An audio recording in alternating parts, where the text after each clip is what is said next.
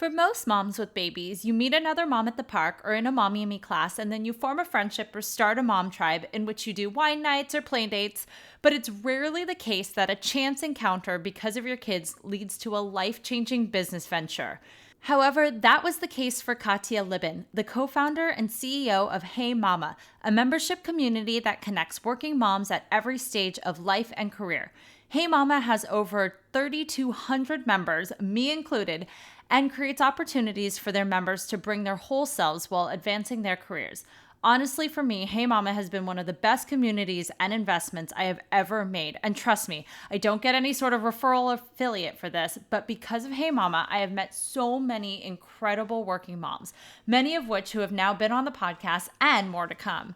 This community that Katya and her co-founder, Amri, founded back in 2014 has grown into a diverse online and in real life, when there isn't a pandemic, community that gives moms the platform to provide each other with support, connection, and collaboration in both life and business, regardless of the stage of motherhood you are in.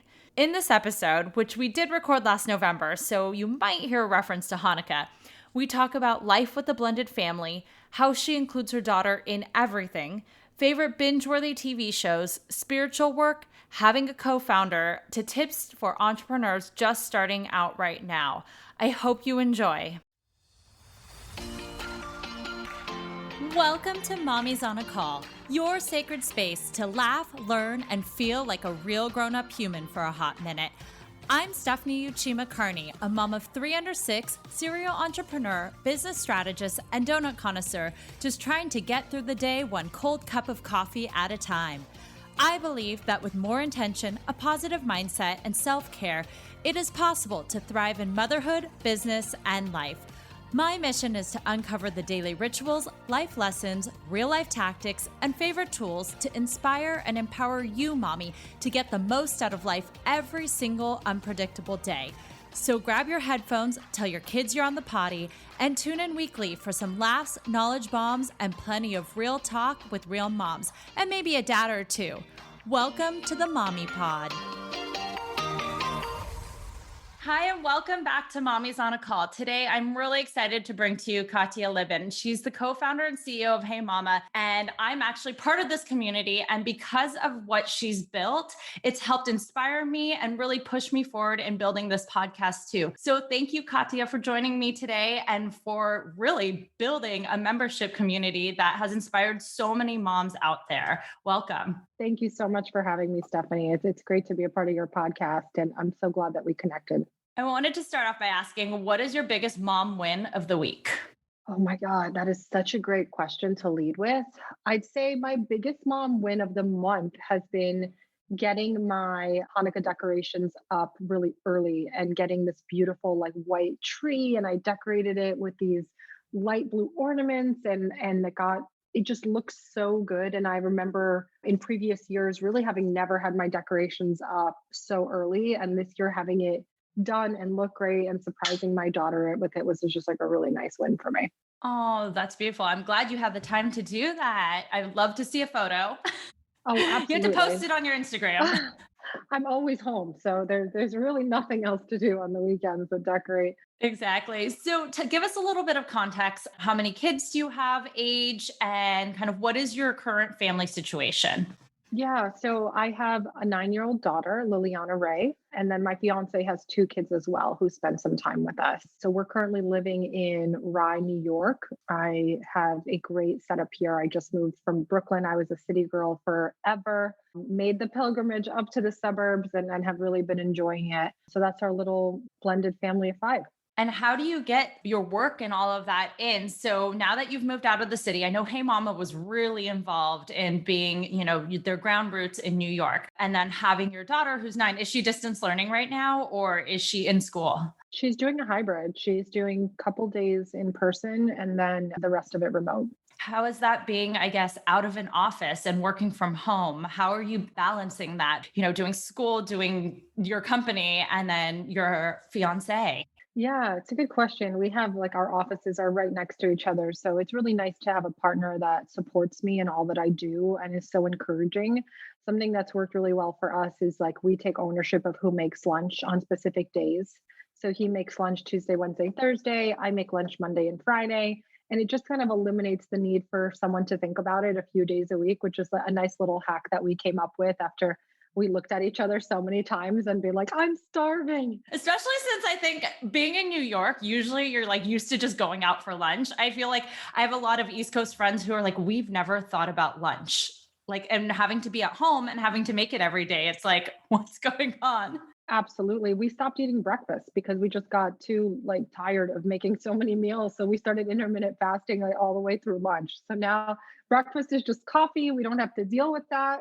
Everything was about like the least dishes and cleanup possible. So we just cut out a whole meal. And in terms of balancing it all, I'd say Lily being 9 years old really is a whole different experience to like parents with younger kids. So my biggest pain point is not being able to spend enough quality time with her, where I would love to sneak away maybe from like 3:30 to 4 and then just have that half an hour where we could go jump on the trampoline or I could hang out with her in her room. And sometimes I give myself that opportunity, and then other times work is too crazy. The beauty though is she can see me all day long. So she comes into my office, she'll sit, she'll read here. In the morning, we go for morning walks and we exercise and meditate together. So I'm kind of trying to build in some traditions around my work parameters that kind of help me fuel myself, but also give back to my family in the ways I can. Does Lily live with you 100% of the time or? About 70%. And what about the other two kids? They have similar, but they're probably with their dad, probably maybe like 40% of the time. So we have a blend, like they're kind of in and out generally at the same time. And then, my fiance and I also have every other weekend, just the two of us. So that's really nice because we kind of get to have a little bit more freedom and a break, which I think sometimes is like the silver lining of blended families and kind of co-parenting relationships. During that time, during those weekends, do you pre-plan in advance? Do you say no work? How do you structure your relationship to kind of balance, a blended family, but then also, being a fiance and that excitement of kind of having that relationship? Totally. I mean, we're workaholics. It's kind of a problem. We're both CEOs. Our companies are at different stages, but very much in like the growth stage. We love to talk about work. We love to fuel our businesses, and I think that's something that on the weekends we somehow always end up gravitating several hours to work just because it helps us get strategized for the next week. And if we don't have the kids, it's a really good sort of quiet space. But I think we love doing things together. So, every day I kind of feel like if you imagine like five fingers and every day you need to hit something on each of those fingers, and it's like you might not be able to do it all the time, but if you can get working out in, reading or like filling your brain with things that inspire you or move you. Meditation, mindfulness is definitely key. Work and growth and kind of feeling like you're making progress. And then obviously like connection and family and like your friends and community. If I could get those five things in a day, I'm normally happy. So I try to anchor my weekends with like a very clear intention of what would make this an amazing day at the end of the day? What are things that I have to do? What are the errands and kind of tasks I have to get done? And then I try to do the hardest ones, the ones I really don't want to do first. So I don't procrastinate them.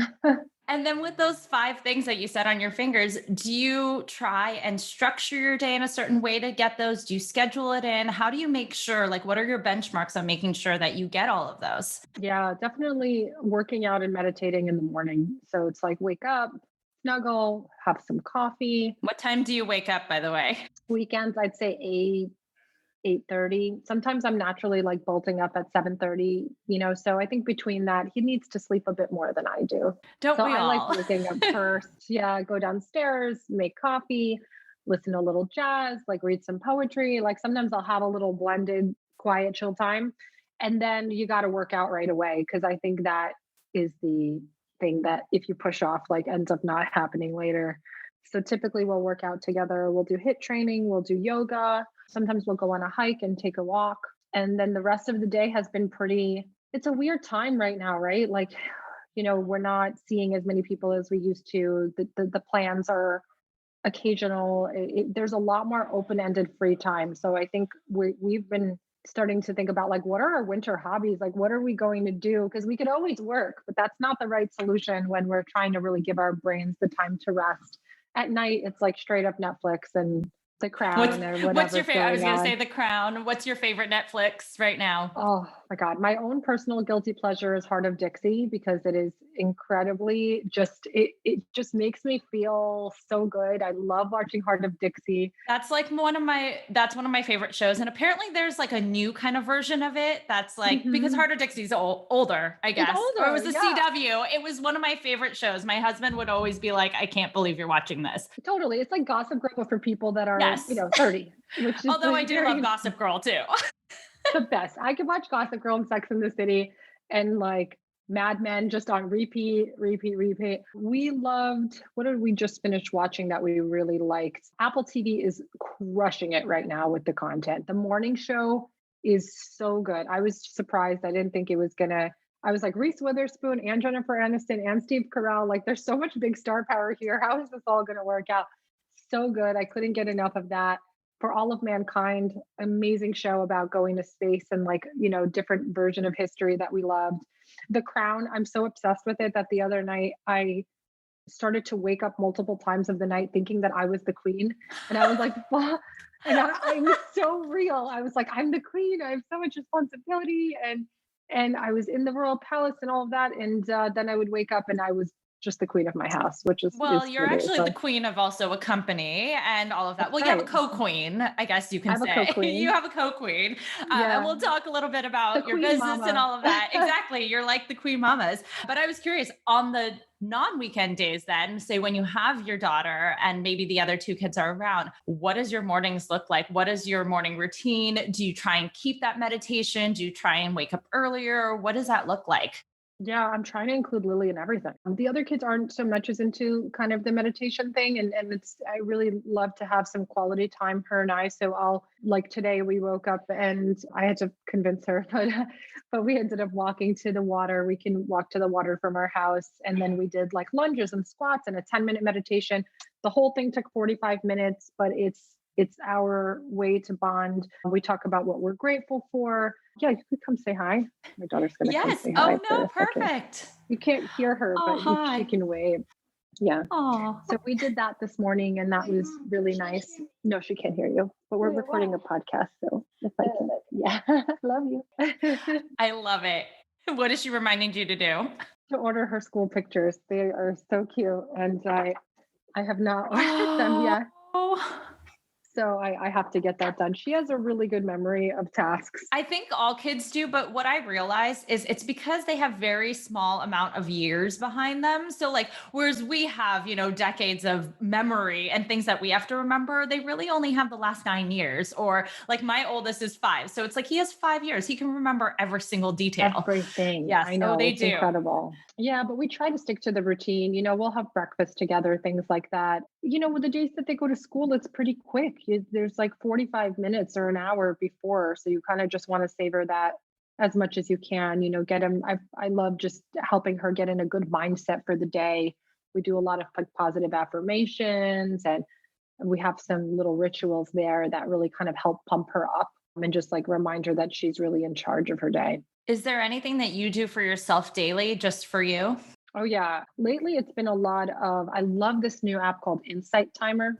It's amazing though. And it used to be free, but now I think they charge. But Insight Timer's great. Incredible. I find like anytime I prioritize spiritual work of any kind, whether it's, listening to a sound bath or meditating or mantras or journaling, really anything that looks in, it takes away the fear and anxiety that I think is so common when you're building a business. And I think that's really the biggest thing that I struggle with is that, little trigger points throughout the day where all of a sudden you go from being like, we can do anything to being like, oh my God, this is real overwhelming and this is going to work out. And so just having a ton of confidence and faith is something that I personally can get a lot of from that work. And then I'll call my co-founder and we give each other pep talks all the time. How do you see your life or your kind of daily day to day differ from her? Because she's also a mom, but I know you guys have different roles in the business. How does she handle that? I know she has two kids. Is that Yeah, correct? Okay. Amri. Hmm. Yes. How do you balance the two, I guess, on I know having co-founders, sometimes, it's great that you have different skill sets and different strengths and weaknesses and stuff, but also two moms. I mean, putting two moms together, it's like you're adding a whole nother layer. How do you make that work? Amri is absolutely incredible. I mean, I feel so lucky for the randomness of how we connected in life and the fate that brought us together and how our relationship has evolved now 9 years. We've been best friends and we started Hey Mama 3 years into our friendship. So one thing for us is our girls are best friends. They were born 7 days apart, and so are we.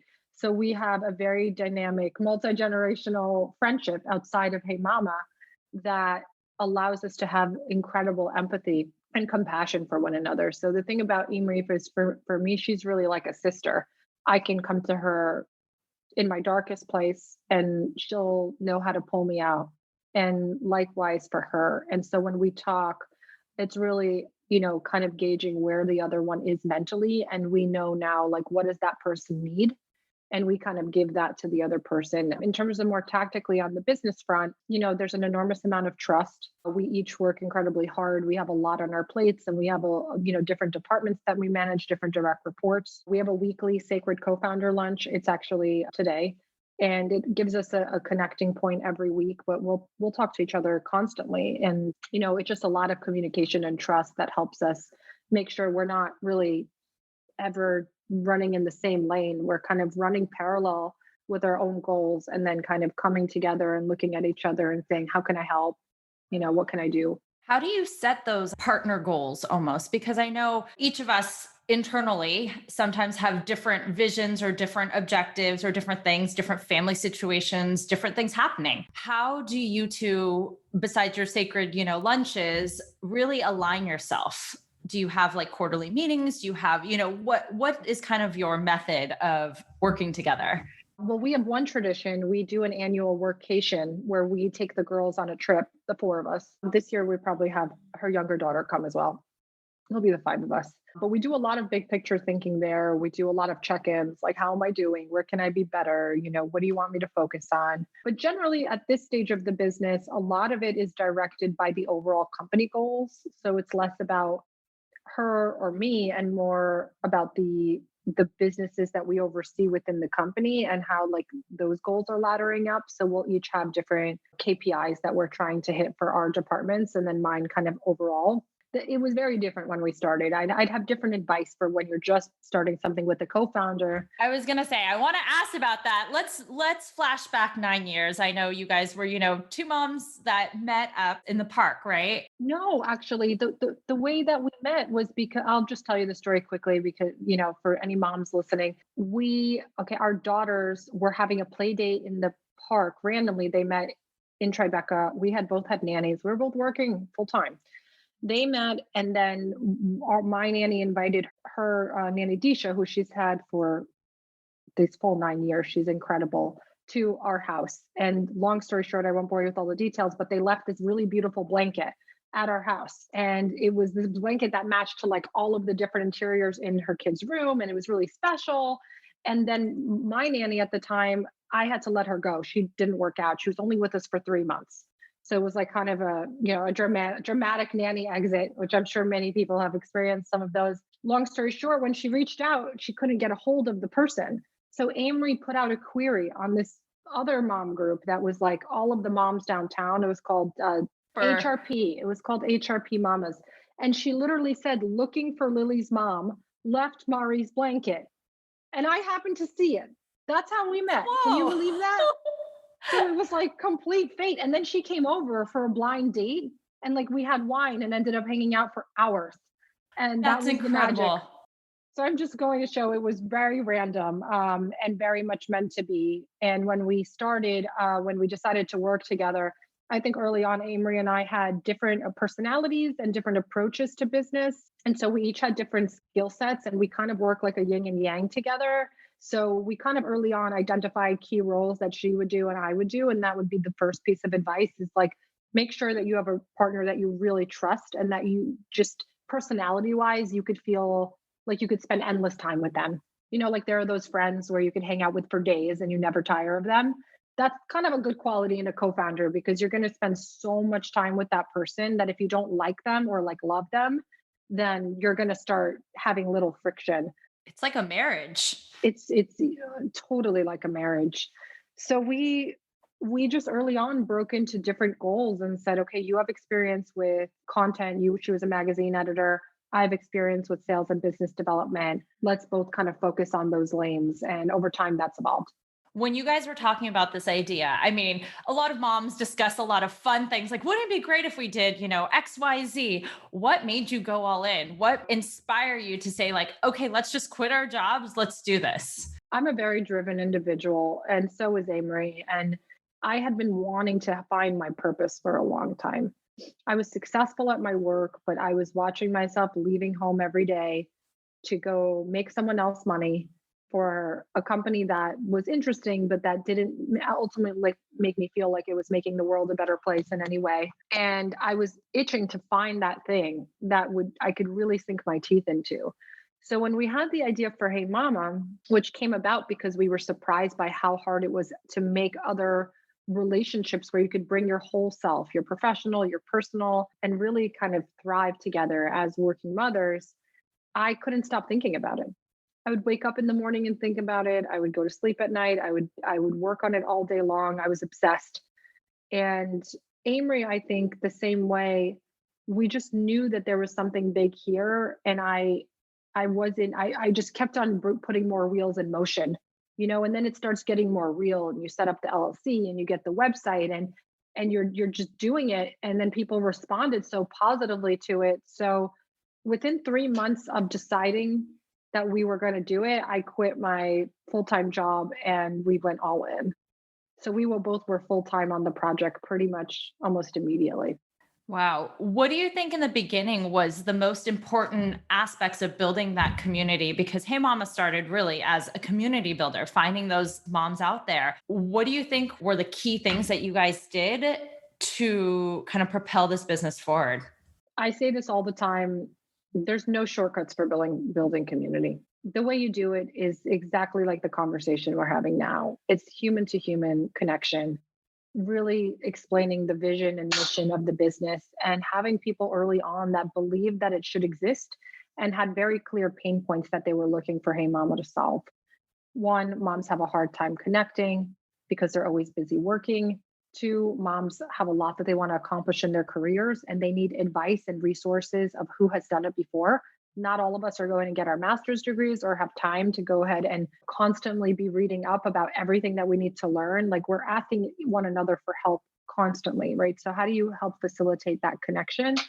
And then I think that there's this democratization of access to people and contacts and relationships that really can help, be peer-to-peer mentors, be someone that you look up to that might advise you. And then all these women that might be a few steps behind you and that you can help and really build a ladder for them. I think that kind of networking experience was really needed.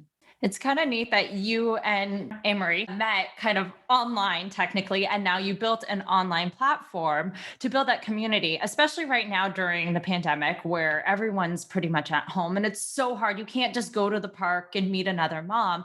What are you seeing as trends right now on the platform that moms really are needing right now? And how are you helping to solve that? Yeah, that's a great question. I mean, I think we're seeing the way we network has fundamentally changed and shifted.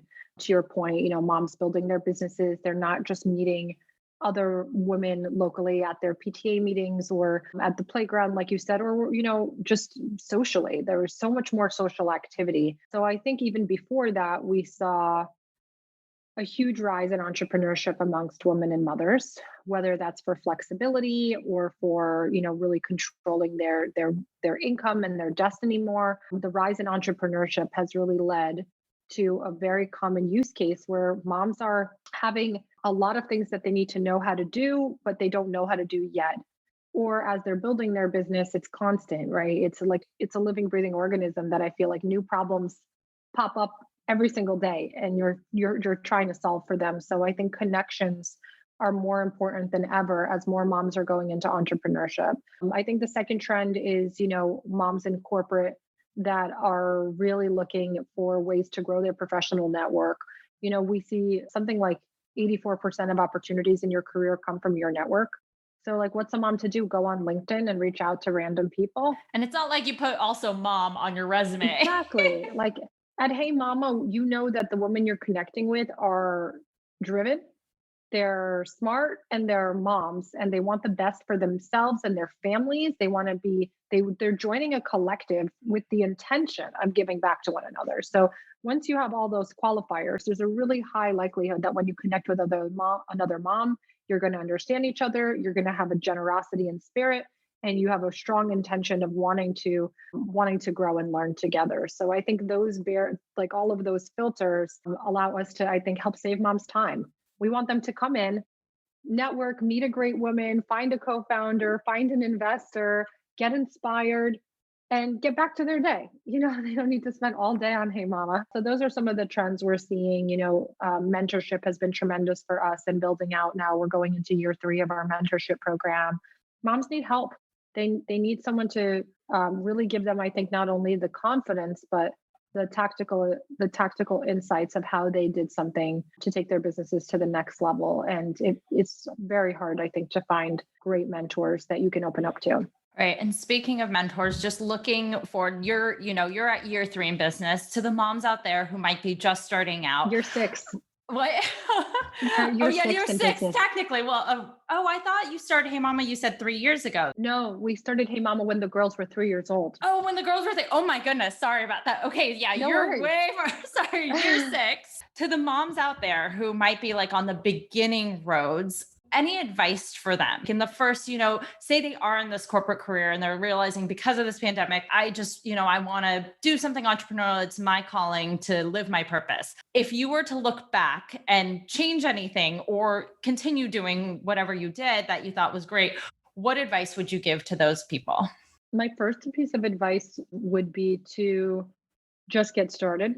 Sometimes women especially they really want everything to be perfect and super complete and super developed before they end up bringing something to life. And I think, perfection can be at opposition of really productivity and moving forward. So not hesitating, like not thinking, okay, I'm going to do that in 3 or 6 months, or I'm going to do this and then I'm going to wait here. But while you're waiting, someone else is going to come out with that idea. Like that's the thing about entrepreneurship, is that people tend to see problems at similar times, and they tend to see market opportunities at similar times. So if you see a really clear problem with a market opportunity, you want to go for it. So setting kind of very achievable and realistic goals, but like not delaying, because it's never perfect. It's never going to be that way.